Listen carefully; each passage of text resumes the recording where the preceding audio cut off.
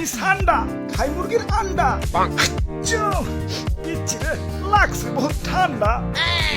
Saudi আরবে কফিলের যন্ত্রণায় 1971 সালে আমার দাদা পরদাদারা সৌদি ছেড়ে বাংলাদেশে এসে বসবাস শুরু করছিল। থ্যাংক ইউ দাদু। দাদা যদি সৌদি না ছাড়তো এতদিনে তো কফিলের ছেলেবেলের পেটে চলে যাইতাম। সবুজ শ্যামল বাংলাদেশে খুব রিল্যাক্সে আছে, না আছে কফিলের যন্ত্রণা, না আছে মরুভূমির যন্ত্রণা। কি আনন্দ আকাশে বাতাসে।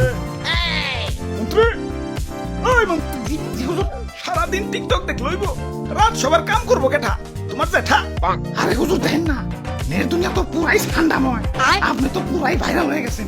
নেটে ঢুকলেই খালি আপনার ছবি। কি কর তাই নাকি? ফোন দিল কেন? হ্যালো, কে? ও সময় টিভি ইন্টারভিউ দিতে হইব। বলেন তো। আচ্ছা ঠিক আছে। হ্যালো, কে? নিউজ 420 কি? আপনার চ্যানেল ইন্টারভিউ দিতে হইব। আচ্ছা আচ্ছা ঠিক আছে। হ্যালো, না না না, ইন্টারভিউ দিতে পারুন না, ব্যস্ত আছি। ফোনের উপরে ফোন আইতাছে। ভাইরাল হয়ে যন্ত্রণায় আছে, ফোনের পর ফোন। এই বাঙালি নিউজ রিপোর্টার কি খাইতে কোনো কাম নাই? কেউ ভাইরাল হইলি হয়, পরে নিয়ে নিউজ বানাইতে বানাইতে জগা খিচুড়ি বানাই দেয়। মানুষে বাদ দিয়েও সারা পারে না, ওইটাও নিউজ হয়ে যায়। বাবাই খালি নিউজ রিপোর্টার না, ইউটিউবাররাও।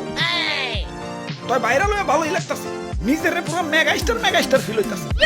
সাকিব খান রে ফোন দিয়ে কো বরবাদ টুতে যেন আমারে রাখে। আরে হুজুর, খবর কিছু রাখেন। বরবাদ টুতে আপনারা রাখবো, নিশ্চয় রাখবো। তো অ্যাক্টর হিসেবে না, খাবার টেবিলের খাবার হিসেবে। হ্যাঁ, দেশে ঠান্ডা ভাইরাল হওয়ার পর থেকে দেশের পাবলিকরাও আমাকে ধরে ধরে খাওয়া শুরু করছে। অনেকে তো ঠান্ডা ভেবে বেচারা ঘুষাবেও ছাড় দিতেছে না, ঘুষাবো খাইতেছে। কম কি সৌদির কফিল কি বাংলাদেশে বললো নাকি? হুজুর, এই মাত্র খবর পাইলাম সুলতান ডাইনে ঠান্ডা বিরিয়ানি চালু করছে। এতক্ষণে কাম হইছে, বংশ তো নির্বংশ হয়ে যাবে।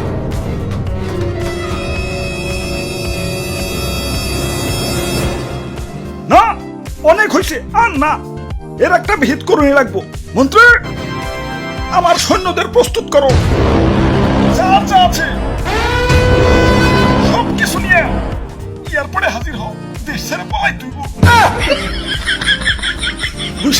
তোমরাও চলো, যে দেশে ইন্টারনেট নাই ওই দেশে যাবো।